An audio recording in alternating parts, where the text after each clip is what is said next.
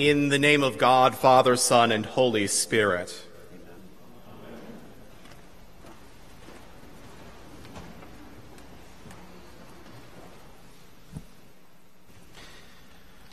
In Congress, July 4, 1776, it was a kind of prophetic call in the most secular of terms, bold and uncharted in the realms of European monarchies and worldwide colonial empires, to argue that all men, all people, are inherently equal, and by virtue of our creation, each and every one of us has intrinsic rights and powers, that among those rights, not limited to, but among those that should never be violated, are life and liberty and the freedom to pursue happiness, that it is out of those intrinsic rights and powers bestowed upon us by virtue of being human that people constitute systems of governance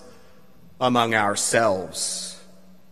The notion that my rights and powers and your rights and powers are inherently equal, not enhanced by some birthright or lineage, and that your rights and my rights must coexist and remain in a careful choreography with each other. That the very reason for governance is to ensure the common good, and that civility means practicing significant responsibility, significant self-moderation, that injustice to anyone, as it is said, is a threat to justice everywhere. The ideals at the core of the American experiment must be shaken by the selfish commodification and hoarding of rights we see by some in the public sphere this day. It was a kind of prophetic stance, a bold statement, uncharted in the realms of monarchies and empires of divine right and tradition and religion that buttressed the state in Congress. July 4th, 1776, independence. And it set off a movement of decolonization, the dissolution of former bonds and empires' claim, and a chain reaction of at least attempted self-governance in France, in Venezuela, in Mexico, in Uruguay, in Brazil. And lest we forget, the growth toward life, liberty, and the pursuit of happiness did not stop in 1776 or in 1789, nor were those moments of perfection realized. They were nascent and seminal, more perfect perhaps, but still not completely realized. It would not be until 1863 that people of dark-skinned African descent would begin to be recognized as having claim to the same unalienable rights. And that work continues today. It would not be until 1919 that women would begin to be recognized as having equal claim to the body politic, and that work continues today.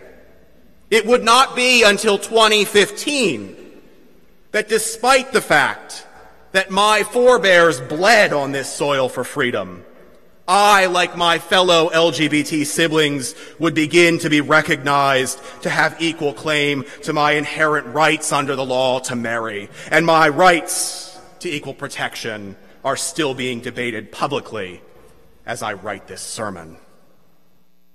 And daily, the rot that would threaten the growth of equality and dignity and true freedom and reasonable responsibility.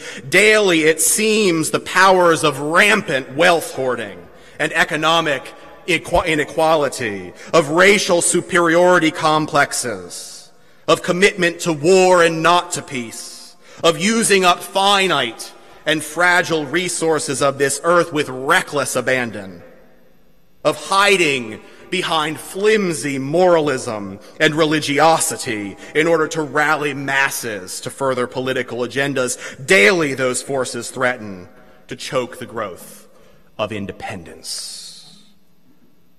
For we are still growing in this liberty, my friends. We have not yet arrived. Last year, during the height of the pandemic, when going to the beach for some time away was clearly not going to happen, instead I went and visited the battlefield at Oriskany, New York, upstate, where a brief ambush conflict early in the Revolution raged August 6th, 1777, just a little over a year after Congress had declared independence. There, one of my maternal eighth great-grandfathers, Henry Diefendorf, was picked off by a sniper's bullet and died fighting as a captain of the Tryon County Militia, serving for the cause of that declaration of inherent rights and powers of people written way down there in Philadelphia.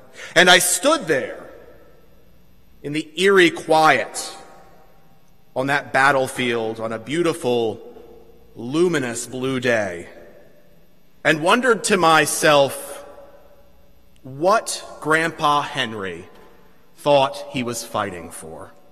What in those last moments, as he was begging for water, so the story goes, and a fellow soldier used his boot to collect what could be gotten from the muddy ground, for it had rained that day, to give him a drink.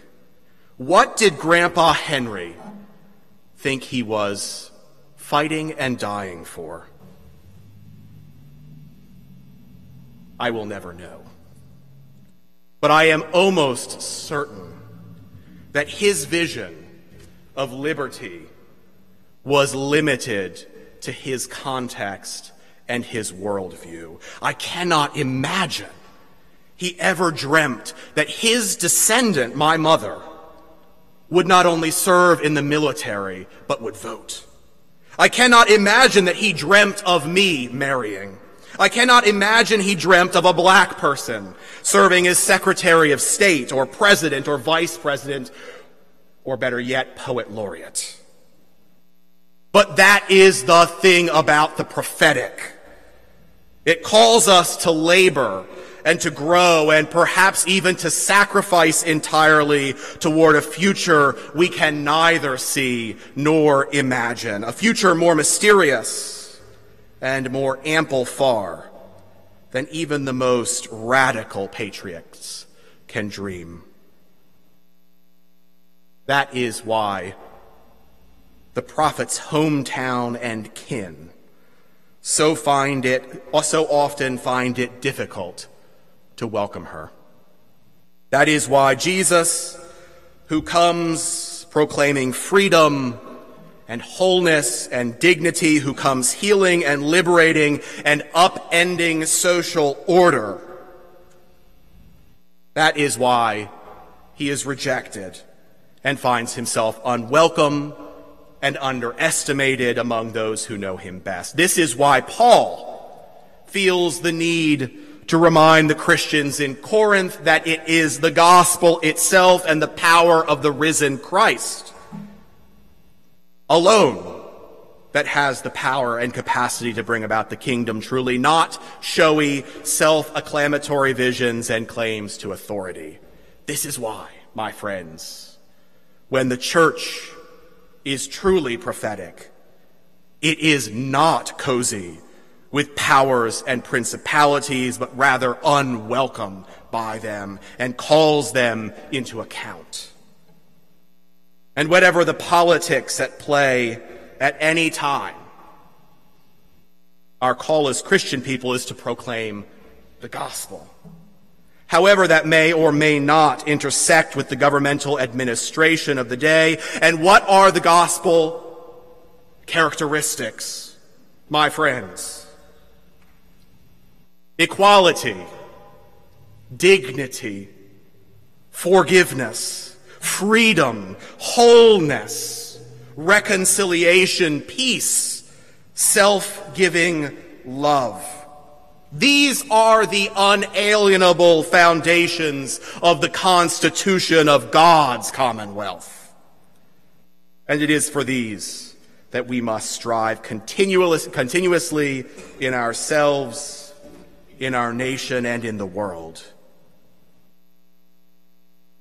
In Congress, July 4, 1776, we set out on a prophetic journey in the most secular of terms.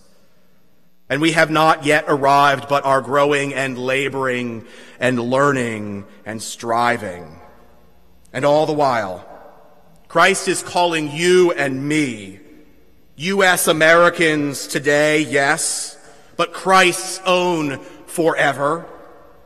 Christ is calling us to answer the call, to work and to give and to sacrifice, to forge a community in this nation and in the world that not only lives the spirit of 76 and Philadelphia freedom, but God's future beyond our wildest, liberating imagination.